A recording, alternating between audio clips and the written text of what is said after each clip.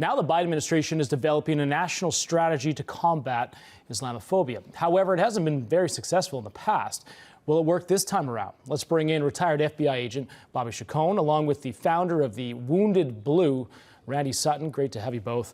Randy, we're seeing the DOJ try to crack down on the rise of anti-Semitism. Do you think that this pledge by the Biden administration will actually bring some positive results? I don't have much. I don't have much faith in the Department of Justice these days. I think that what we're seeing now is unprecedented in the United States history. We're seeing what has been a simmering pot of hatred that we weren't even aware really truly existed with the protests across the United States. And you know, we look at the violence, the absolute animalistic violence that occurred October 7th to the Israeli people.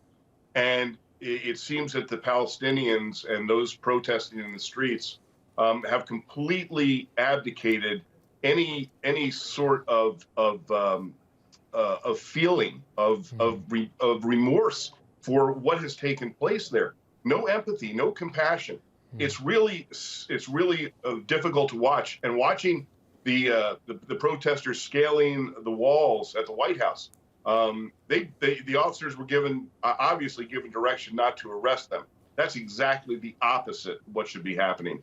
This should be very, very specific, and that means that if you commit crimes while you are protesting, then you will face consequences. But once again, we're seeing the lack of consequences, which will, of course, lead to more issues. It's really showing people's true colors. Bobby, if there's one positive emerging from the devastation in Israel, it's that the giant bright light is now shining on the true intentions of the progressive agenda here in the United States. All these people hate America, and they've always been operating within the Democratic Party. But in the shadows, now it's on full display with these pro-Hamas, anti-Israel rallies, including the thousands that we just saw, as you mentioned, at the White House. They were chanting the messages like no ceasefire, no votes.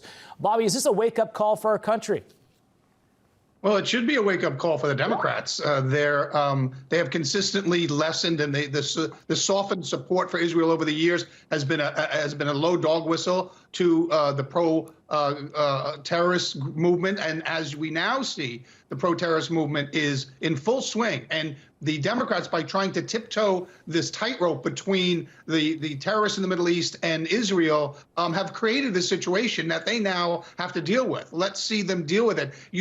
With the rise in anti-Semitism, you don't start a task force on preventing Islamophobia. We don't see that.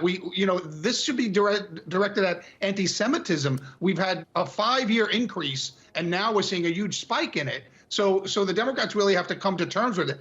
And Obama had a summit of his foundation this week, and he even issued another dog whistle by saying something to the effect of, both sides have dirty hands. No, there are no clean hands in this dispute. That's a signal to the pro-Hamas group to go out and do these kind of things.